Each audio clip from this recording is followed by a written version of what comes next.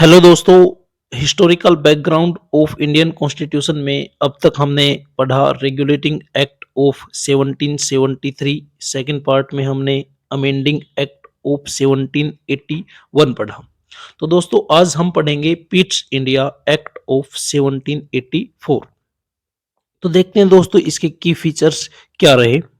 तो इसका पहला पॉइंट है, it distinguished between the commercial and political functions of the company. तो ये पहला ऐसा एक्ट था, पहला ऐसा कानून था जिसने कंपनी के कॉमर्शियल यानी वाणिज्यिक व्यापार संबंधी कार्यों और कंपनी के पॉलिटिकल फंक्शंस यानी राजनीतिक कार्यों को अलग अलग कर दिया। यानी अलग एक बॉडी कॉमर्शियल अफेयर्स को और अलग एक बॉडी पॉलिटिकल अफेयर्स को संभालेगी। तो देखते हैं ये बॉडी कौन कौन सी है। सेकंड पॉइंट में, it allowed the court of directors to manage the commercial affairs but created a new body called board of control to manage the political affairs। तो इसके लिए क्या किया गया, अलग अलग कार्यों को बांटने के लिए court of directors and board of control की नियुक्ति की गई। कोर्ट ऑफ डायरेक्टर्स यानी एक निर्देशक मंडल बनाया गया जो कॉमर्शियल अफेयर्स को संभालेगा, कॉमर्शियल अफेयर्स को मैनेज करेगा, कोर्ट ऑफ डायरेक्टर्स। दूसरा जो पार्ट बनाया गया, बोर्ड ऑफ कंट्रोल यानी नियंत्रक मंडल, वो पॉलिटिकल या राजनीतिक जो अफेयर्स हैं उनको मैनेज करने का काम करेगा। यानी भारत में दो तरह के शासन की शुरुआत हो गई। शासन को अब दो भागों में बांट दिया गया, कोर्ट ऑफ डायरेक्टर्स यानी जो कॉमर्शियल अफेयर्स को संभालेगा और बोर्ड ऑफ कंट्रोल जो पॉलिटिकल अफेयर्स को संभालेगा। Thus it established A system of double government. तो इससे भारत में एक दोहरे शासन की शुरुआत हो गई जिसे हम court of directors and board of control में डिवाइड करते हैं।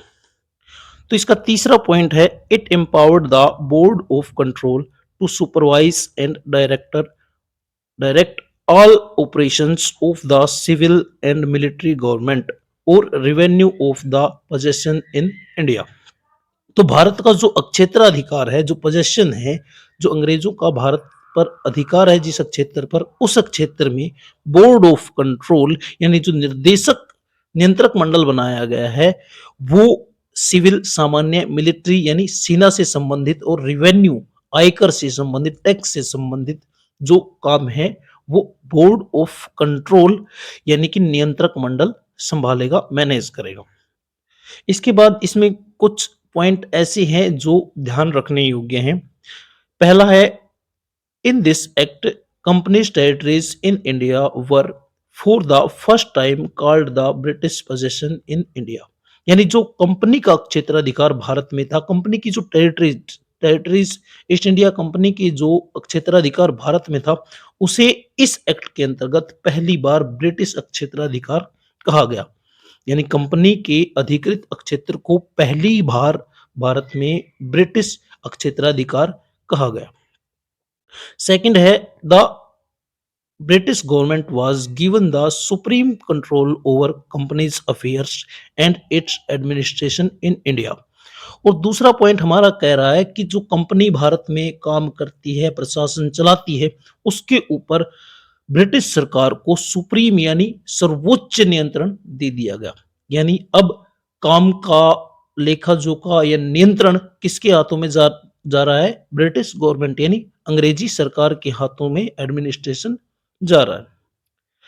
आई होप आप सभी को वीडियो पसंद आई होगी। हमारे चैनल को लाइक, सब्सक्राइब एंड